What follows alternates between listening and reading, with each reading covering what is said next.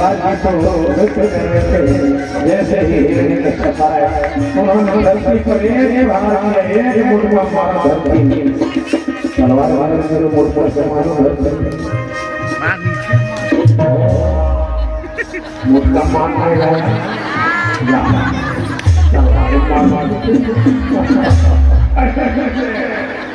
जैसे मुट्ठा का प्रहार किया सभी जो वीर कुमार बालक लोग नाच रहे थे सबके सब चेत आ गए।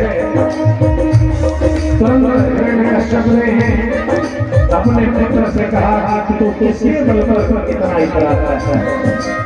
तब प्रहलाद जी ने कहा पिताजी सभी बलता कविनाथ जा परेशान परे बने सिरजनमाई ब्रह्मादयोगी। अरे ब्रह्मा को जो शक्ति देने वाले ऐसे मेरे नारायण हैं तो कहा कि मेरा परमात्मा कहाँ है?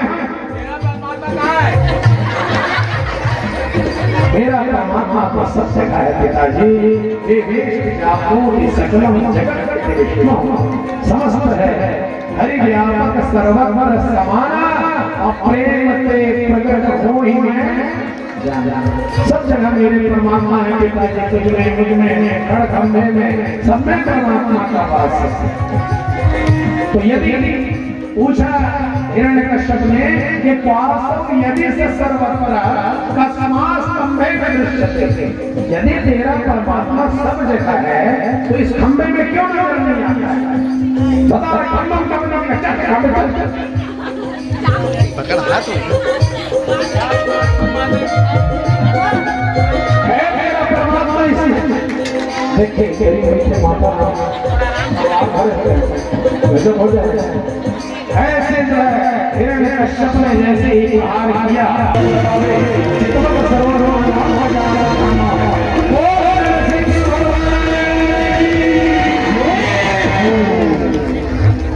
ऐसे जब जगत हुए और दोनों में युद्ध प्रारंभ हो गया।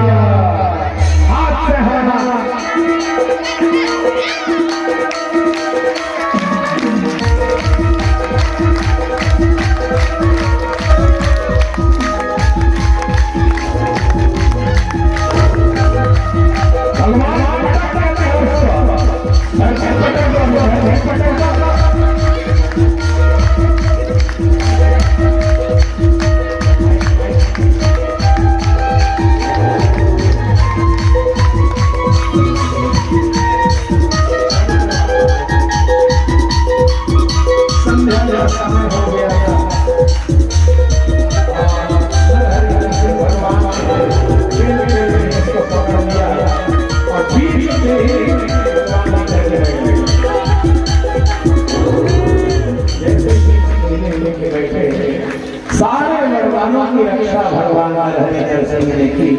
जो भी माताएं हैं जहाँ वहीं बैठे हैं और वरदानों की रक्षा की तो हिरण्य कहने लगा कि आप मुझे नहीं मान सकते।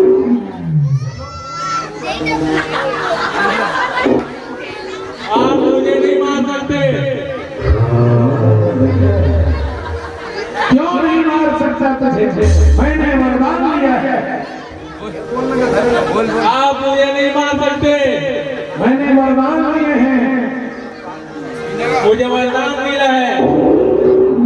क्या वरदान मिला है? नदी पे मरूंगा ना रात में। अच्छा तुम बताओ ये है कि रात में भी तब बेटा किसे कर दे आपको नहीं मान सकते तू।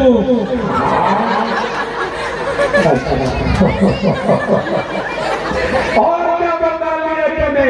मरूंगा घर पे कहाँ मरूंगा? अच्छा बताओ भगवान कहाँ घर पे बीच देरी कहाँ बैठे हैं?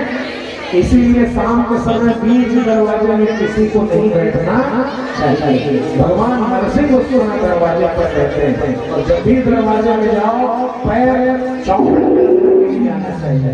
उसके उस पर या इस चौखट में कभी हाथ नहीं रखना चाहिए। उसमें भगवान नरसिंह का वास होता है इसलिए अपमान आदर होता है। चौखट में कभी पैर किसी को मत रखने आगे या अंदर जाना। तो बोले बेटा दे न तो तू घर के अंदर है न घर के बाहर है। तो भी देहली पर तुझे लेकर के बैठा। बोले फिर भी आप नहीं मार सकते।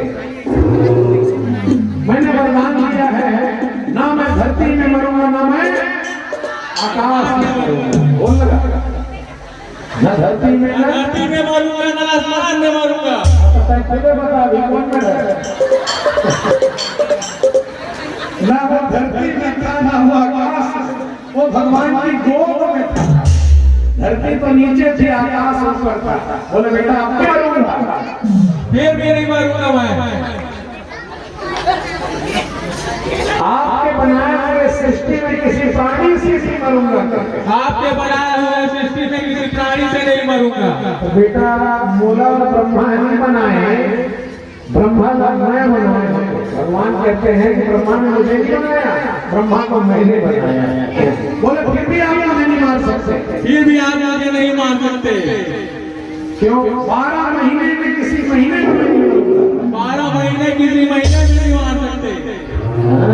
तो मैं स्पेशल 13 महीने बना काट बेटा। ये पुरुषोत्तम मास है, लौह मास, ये लगते हैं पुरुषोत्तम मास, अधिक मास। भगवान एक अलग से महीना बनाए तो उसको मारने के लिए एक से 13 महीना हो जाता है। उसको जोड़ोगे, फरवरी में जिनका जन्म होता है 29 फरवरी, उनका 3 साल में एक बार आता है जन्मोत्सव। फरवरी कितने का रहता है? 28 का। कितने का? लेकिन एक बार वो 29 का रहता है। और जब 29 का रहता है तो जिसका बर्थडे 29 तारीख को पैदा हुआ, वो 3 साल में एक बार बर्थडे मनाता है। उसी समय अधिक मास पुरुषोत्तम मास आता है।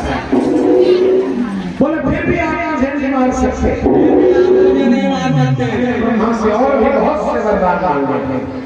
मैंने ब्रह्मा से और भी बहुत वरदान मांगे। ना मैं अस्त्र से मरूंगा, ना शस्त्र से मरूंगा, ना मैं अस्त्र से मरूंगा, ना मैं शस्त्र से मरूंगा, ना नर से मरूंगा, ना सिंह से मरूंगा, ना नर से मरूंगा, ना सिंह से मरूंगा। भगवान का बेटा यह था, मैं नर दिख रहा हूँ कि सिंह दिख रहा हूँ? तो उसने कहा आप नीचे से तो नर हो और ऊपर से सिंह हो, ना आप नर हो ना आप सिंह हो, और दोनों। तो बोले ना अस्त्र से न शस्त्र से। तो भगवान ने कहा ये क्या है? ये नाखून को दिखाया, देख बेटा ये क्या है? बोला ये तो नाखून है। बेटा ये अस्त्र है कि शस्त्र है? ये नाखून है। अरे बोला कौन जानता था? ऐसा कहकर भगवान ने दिव्य उसका ऊपर धीरे कर दिया।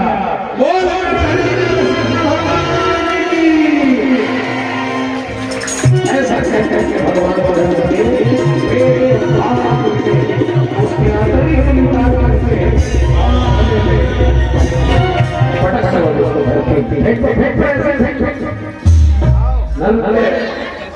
काल भैरव भगवान आए और आकर के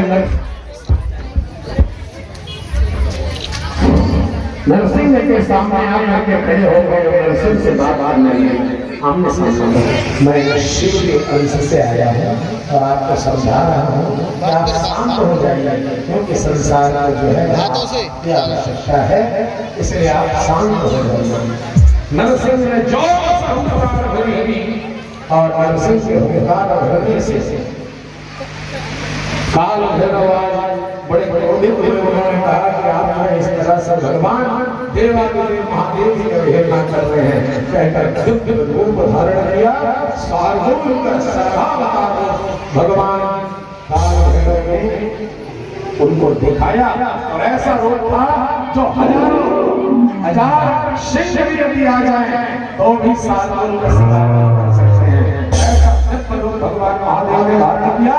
दो पंख थे विशाल, सामने का मस्तक जो सिर था वो बिल्कुल जैसे पक्षी होते हैं वैसे ही उनका मुखाकृति, 4 पैरों से सुशोभित 100 शेर मिलकर के एक साधु का शिकार नहीं कर सकते। ऐसा दिव्य भगवान ने सर्वावतार धारण किया। बोल सर्वावतार भगवान की, बोल शंकर भगवान की। दिव्य नरसिंह को जो है सर्वावतार